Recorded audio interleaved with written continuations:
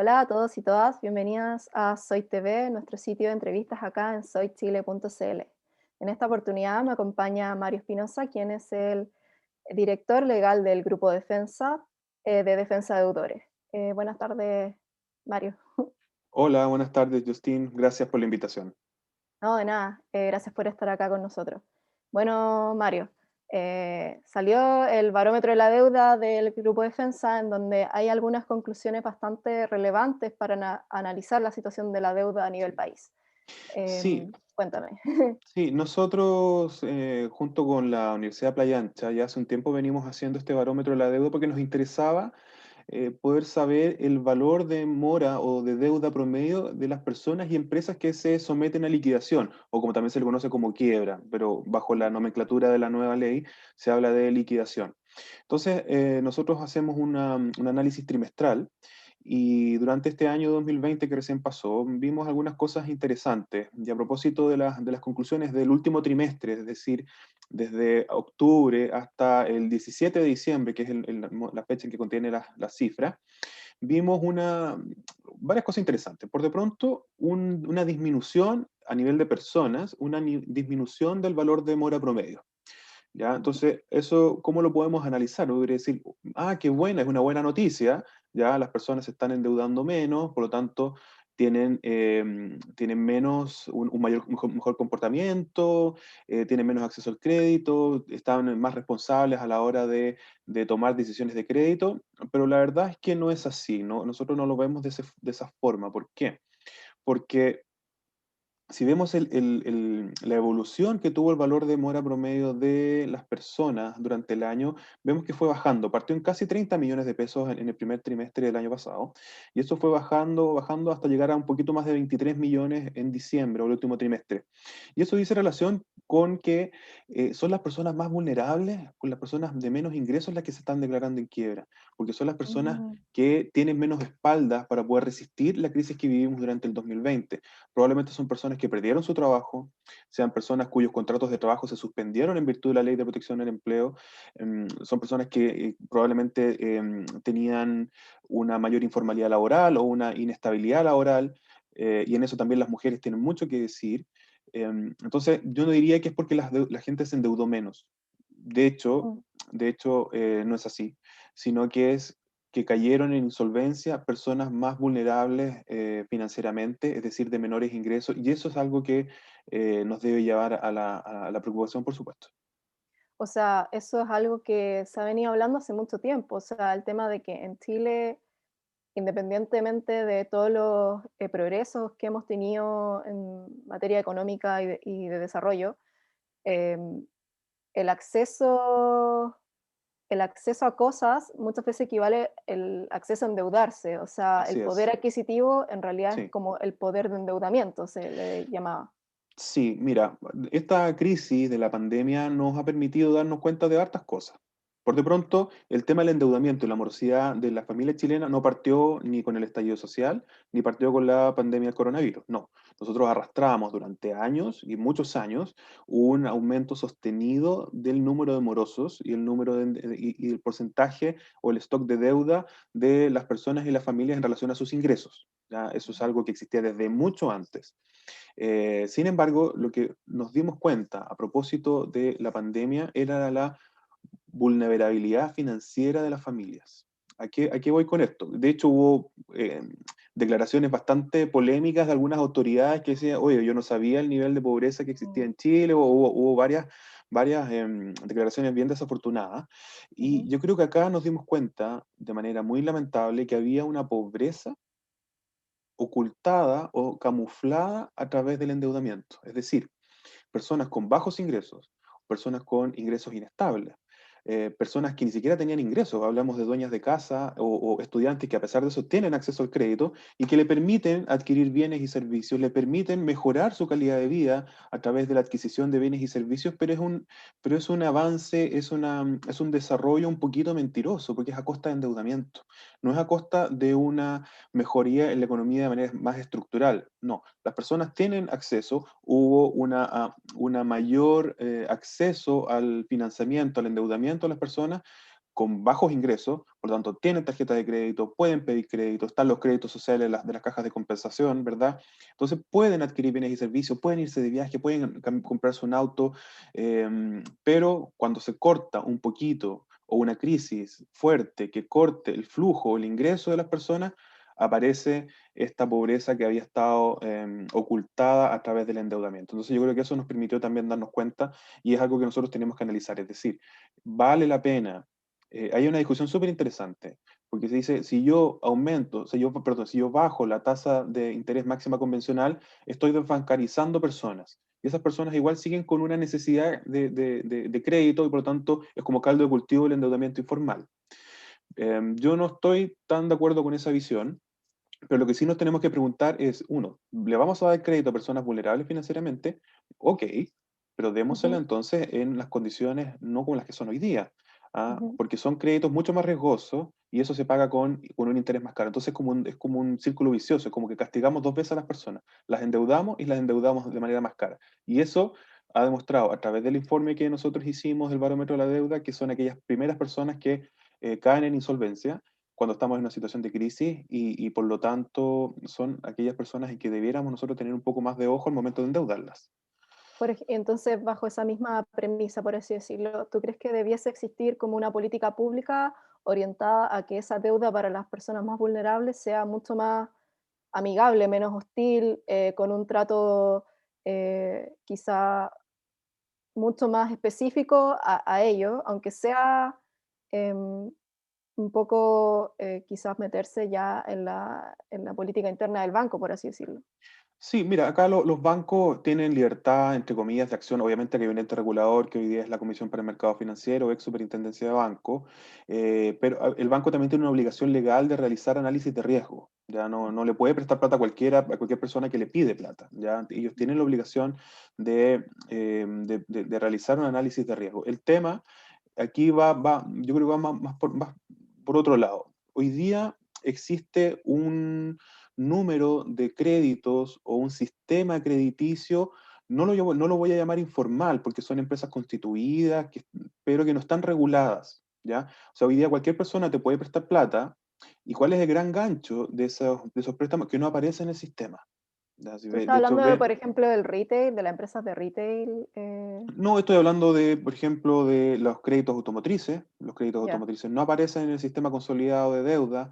Estoy hablando de algunas cooperativas. Estoy hablando de empresas que son prestamistas y que prestan plata dentro de los límites legales, generalmente más caras que un banco, por supuesto, pero dentro del límite legal. El límite legal es la tasa de interés máxima convencional.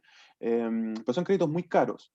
Pero claro, como no aparece en el sistema, o no les afecta, o no les importa que la persona esté en DICOM o con antecedentes de morosidad, le prestan plata igual. Entonces yo creo que por ahí va la regulación hacia un sistema consolidado de deudas, que todos los créditos, que todos los endeudamientos que las personas tengan, aparezcan en un sistema centralizado de información para que los bancos, eh, por un lado, tengan el conocimiento y tengan el acceso a la información que permita no sobreendeudar a las personas, uno, y dos, eso debe ir acompañado también con sanciones a aquellas instituciones que, de todos modos, sabiendo la situación de sobreendeudamiento de una persona, de todos modos los endeudan. Eso en otras legislaciones, eso está sancionado.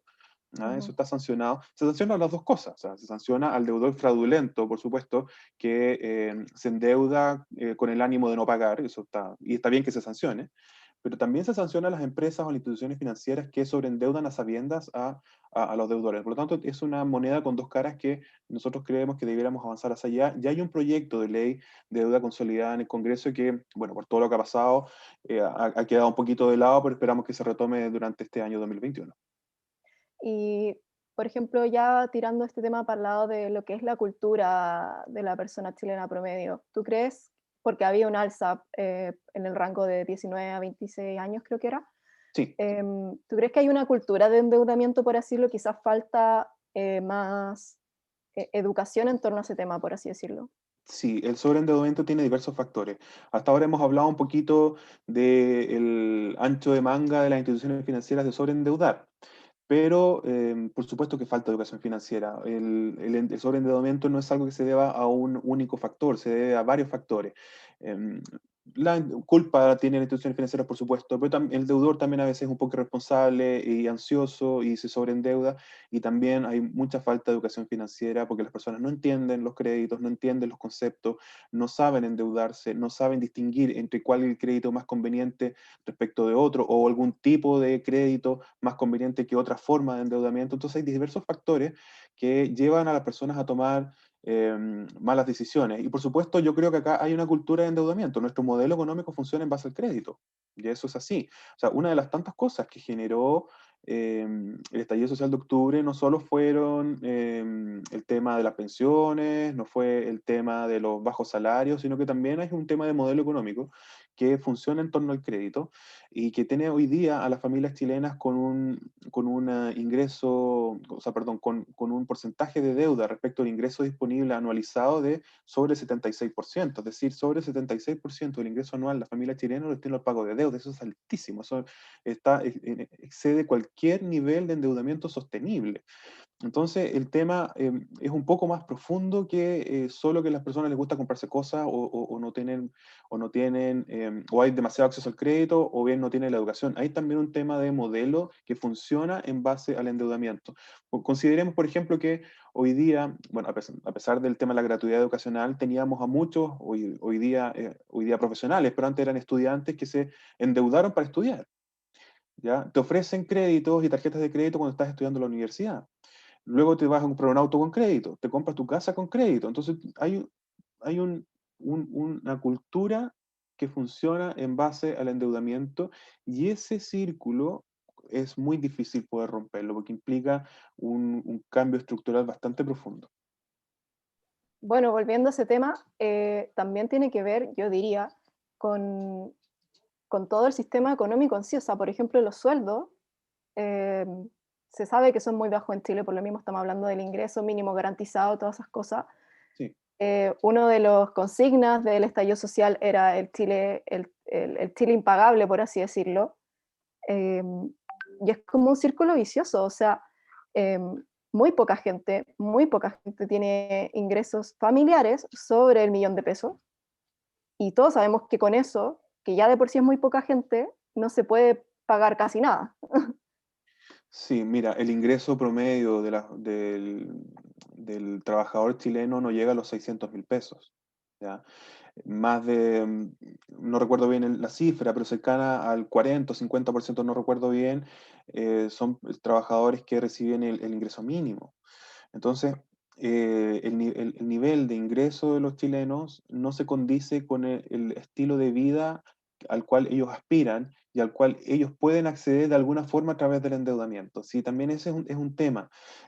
No solo se trata de los ingresos bajos o de prácticamente por así decirlo, el nivel de aumento de los ingresos de las familias chilenas es bastante permanente. O sea, aquí el ingreso se mantiene bastante continuo, no aumenta. Y si vemos, hay un dato súper relevante. Yo recién hablaba del informe del Banco Central que demuestra el nivel de endeudamiento de las familias chilenas. ¿Ya? Ese índice, que hoy día es del 76,4%, o sea, del 76%, 76,4% del ingreso disponible de la familia chilena lo destina a pagar deuda, eh, es un índice que fue aumentando siempre. O sea, cada vez que aparece ese informe se rompe un nuevo récord. ¿Ok? Pero ¿cuál era la gracia que tenía o la razón que tenía ese informe antes? Que se debía al aumento de los créditos. O sea, ese aumento, manteniendo un ingreso flat, por así decirlo, permanente, y aumentaba el crédito, obviamente que la proporción crédito-deuda, o sea, deuda-ingreso, hacía que la deuda aumentara porque los créditos aumentaran y el ingreso se mantenía continuo. Pero en el año 2020 pasó un efecto contrario, y eso demuestra la profundidad de la crisis económica asociada a la pandemia. Ese índice aumentó igual, aumentó que como todos los trimestres, porque ese informe es trimestral, aumentó como siempre, probablemente incluso con la misma tasa, pero el motivo fue totalmente contrario. Los créditos disminuyeron, pero el ingreso disminuyó. Es decir, el ingreso disminuyó mucho más que la disminución de los créditos. Por lo tanto, eso generó que de todos modos el stock de deuda fuera superior. Entonces, ese es el problema que hoy día tenemos y lamentablemente yo no veo que eso vaya a mejorar en el corto plazo. ¿Y por qué te lo digo? Porque, primero, hoy día trabajadores que están con su contrato de trabajo suspendido, y que por lo tanto están recibiendo algún ingreso, bajísimo por supuesto, pero están recibiendo algún ingreso, cuando esto termine, la empresa va a tener que tomar una decisión. O los desvinculo o los reintegro. Y puede ser que la empresa no esté en condiciones de poder reintegrarlo, porque la economía sigue deprimida todavía. Entonces, hay gente que hoy día está desde el punto de vista técnico, no está cesante, ¿ok? Pero desde el punto de vista del ingreso, por supuesto que está súper deprimido y que probablemente pueda estar mucho más deprimido porque vamos a ver que esa persona probablemente pierda su empleo. Entonces, yo creo que durante el año 2021, lamentablemente, vamos a ver dos cosas. Uno, la tendencia a aumentar el número moroso, yo creo que eso se va a retomar. Durante el 2020 bajó el número de morosos y ahí si quieres después lo conversamos, no porque la economía esté mejor, sino por otros factores. Y, y el número de personas en insolvencia lamentablemente va a aumentar también. Claro, o sea, eso es porque hasta estos momentos no han habido tantas liquidaciones como años anteriores, Así es. porque no sé, porque en el fondo están como congelados, por así decirlo. De eso Sí, se trata. claro, hay varias cosas. Yo te decía primero que no aumentó, el número de liquidaciones no aumentó a la tasa a la que estábamos acostumbrados. Es decir, este año hubo casi las mismas liquidaciones que el año pasado, o las mismas quiebras que el 2020, hubo casi las mismas quiebras que el 2019, ¿ya? Y en segundo lugar te decía que el número de morosos disminuyó. Entonces, eso nos podría decir, oye, estamos súper bien, la gente está quebrando menos, o está quebrando igual, y a pesar de la pandemia, no, esto no se disparó, y a pesar de la pandemia, el número de morosos bajó, pero son números un poco engañosos. ¿Por qué? Efectivamente, el número de morosos bajó. Am, Durante el 2019 llegamos a casi 5 millones de personas en DICOM, ¿ya? Y durante el año bajó hoy día a 4.300.000 personas. Tú dirás, ¿por qué? Primero, la ley Chao DICOM que sacó a todos los deudores educacionales de educación superior de DICOM. Por lo tanto, eso fueron casi 300.000 personas que salieron. Por lo tanto, eso no es un tema estructural, es un tema de una ley que los eliminó. Y el segundo efecto es el 10%. Y va a tener, el segundo 10% va a tener el mismo efecto. Es decir, son situaciones coyunturales que muchas personas, a pesar de la caricatura que se hizo cuando esto apareció ya como ley, que la gente se iba a comprar televisores, que se iba a renovar, no, la gente hizo un muy buen uso de ese 10% y probablemente va a ser el mismo buen uso del segundo 10%. La gente pagó deudas. La gente compró mercadería, la gente pagó servicios básicos. ¿Ya? O sea, la gente hizo un buen uso y por eso, gracias a eso, salieron casi también 350.000 personas de DICOM. Entonces, hoy día hay 4.300.000, pero por situaciones coyunturales, no por un tema estructural. Y el otro tema respecto a las liquidaciones, ¿por qué no aumentaron? Porque de alguna otra forma la gente subsistió a través de la postergación de créditos, a través del ingreso familiar de emergencia, a través del crédito que se hizo a través de impuestos internos por parte del gobierno. O sea, la gente recibió el 10%, el segundo 10%, la gente de alguna forma pudo subsistir. El tema es que se acabó el 2020 y se acabaron las ayudas. O sea, ya no hay más ayuda, entonces durante el 2021, entre comillas, la economía se las va a tener que batir por sí solas y es ahí donde nosotros creemos que va a aumentar el número de liquidaciones, el número de quiebras de las personas. Nosotros creemos que durante el 2021 ese número debiera aumentar en una tasa, una relación importante respecto al año 2020. Sí, bueno, lamentablemente no es lo que uno quisiera, pero es lo que básicamente todo apunta a eso, pero bueno, por suerte se están discutiendo políticas públicas como las del Congreso que tú mencionaste, se están haciendo ciertos esfuerzos que en el fondo quizás no son tan estructurales, pero pueden aliviar un poco el Sí, panorama. sí, yo creo que una de las enseñanzas que nos dejó esta pandemia es que, bueno, primero no estábamos preparados, y no estábamos preparados desde el punto de vista de economía, desde el punto de vista social, desde el punto de vista de la asistencia estatal a las personas. Yo creo que a partir de esto ya, hoy día tenemos una ley de protección del empleo que la podemos mejorar y que evidentemente va a tener que ser mejorada. Uno, se va a robustecer el seguro de cesantía. Tenemos una ley también que va a permitir ante situaciones de catástrofe la postergación de créditos hipotecarios con garantía estatal. O sea, yo creo que hoy día se está creando, podemos discutir si él tiene la profundidad necesaria, si tiene la asistencia necesaria, eso lo podemos discutir, pero se está creando un ecosistema que de alguna forma va a proteger los intereses de las personas y también de las pymes, y especialmente las pymes, ante situaciones de catástrofe que genere una drástica baja en los ingresos. Yo creo que de ocurrir algo similar en los años siguientes, creo que nos va a pillar un poquito mejor preparados. No obstante ello, creo que nosotros como país o como Estado reaccionamos tarde. Yo creo que hubo harto retraso. Imagínate que ha pasado casi un año de pandemia y hubo leyes que se aprobaron en el último trimestre del año. Todavía estamos discutiendo la ley que se refiere a las suspensiones de los créditos, de los embargos, de los remates. O sea, hay varias cosas que no tuvimos la oportunidad o el dinamismo o la celeridad que la crisis exigía. Y de hecho, tanto así que lamentablemente fueron las propias personas las que terminaron financiando su necesidad económica a través de sus fondos previsionales. Claro. Lamentablemente fue así, porque de otra forma yo no quiero pensar qué hubiera pasado si esos 10% no se aprobaban. Yo creo que ahí la crisis sería mucho, mucho más profunda. Ahora, ¿cuál va a ser la tarea siguiente? ¿Cómo recuperamos esos ahorros que se perdieron? Claro, sí, o sea, es un tema que en el fondo se discutió en su momento, pero porque en el fondo siguen siendo las pensiones de las personas Sí. y independientemente de la utilidad que haya generado eso, claro, es un tema serio que va a tener que discutirse en algún momento y quizás pronto. Sí, Em, de hecho es algo que tiene que incluirse en la discusión que hoy día está con la reforma del sistema de pensiones. O sea, la reforma del sistema de pensiones debería hacerse cargo de qué va a suceder con todas las personas que, debido a los retiros, que no, insisto, que no lo retiraron para irse de viaje, ni para comprar último modelo de televisor o cambiar el auto, no, lo compró para vivir, lo compró para subsistir. Si el estado de necesidad de las personas era gigantesco. Entonces, ¿qué va a pasar con ellos ahora que se agotaron las pensiones de ellos? O sea, ellos, todos sus fondos previsionales se los agotaron debido al retiro. Entonces, ¿qué va a pasar con ellos? Entonces, la, la- la oportunidad para hacerse cargo de ese problema que vamos a tener eh, es la reforma del sistema de pensiones.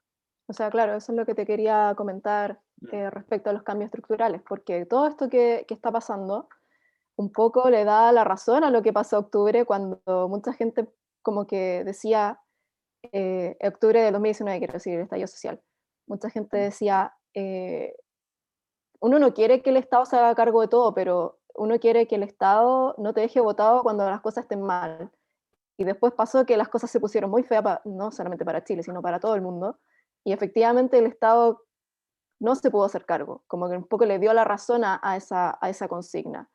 Em, y bueno, lamentablemente con una catástrofe mundial Ujú. fue que ahora vamos a tener la oportunidad, como tú dices, de poder hacer esos cambios estructurales, de poder repensar, sin hacer caricaturas en ese sentido de estatizar todo, sino de Ujú. repensar cómo hacemos para que la gente no se sienta abandonada, sobre todo en los momentos de crisis. Sí, yo creo que a ver, la discusión constituyente que vamos a tener durante este año 2021, yo creo que va a ser una buena oportunidad para empezar a conversar entre todos y adoptar acuerdos y llegar a acuerdos sobre el país que queremos, ¿ah? Sobre el modelo que queremos, sobre el rol del Estado que queremos. Yo creo que existe bastante consenso en general en que las economías de mercado son las economías que son exitosas en el mundo. El tema que, claro, quizás la economía de mercado chilena era casi de laboratorio, era como probablemente la más, por así decirla, más dogmática que existe, ¿ah? Donde el rol del Estado es ni siquiera subsidiario. O sea, es bastante menos que subsidiario bajo los conceptos que se manejan. Entonces yo creo que sí, debiéramos avanzar manteniendo una economía de mercado, porque yo creo que existe bastante consenso donde economías que son excesivamente estatizadas no han sido exitosas, por supuesto, pero eso no quiere decir que el rol del Estado no sea relevante en varias cosas. Uno, en la creación de empleo, en la generación de dinamismo en la economía, en la protección social, en la seguridad social, y es ahí donde nosotros estamos de menos un rol del Estado un poco mucho más activo. Acá el rol subsidiario que la Constitución actual vigente tiene o entrega al Estado es como que la tomamos muy, muy en serio, y en donde el Estado actúa ya casi con una situación de urgencia extrema, pero en el resto de las situaciones se le deja a los particulares batirse con sus propias manos. Entonces yo creo que ahí, a partir de todo esto que ha pasado, yo creo que nos hemos dado cuenta que se exige un rol estatal bastante más activo, bastante más asistencialista. Pero bueno, eso es algo que parte de la Constitución, la nueva Constitución no nos va a solucionar todos los problemas. Yo creo que ahí también las personas tienen que ser muy conscientes de que los problemas del país no se acaban con una nueva Constitución, sino que Claro. nos queda un camino bastante más largo por delante, pero es un buen punto de partida, principalmente por el tema de la legitimidad de la Constitución y por el tema de los acuerdos que como nación y como pueblo nosotros adoptemos. Sí, estoy completamente de acuerdo contigo, Mario. Bueno, quisiera dar por terminada ahora la conversación, ya que ha sido bastante larga, pero bastante interesante también, así que por eso te agradezco muchísimo. Eh, Me despido también de la gente, pero primero dejo que tú te despidas de la gente que nos está viendo.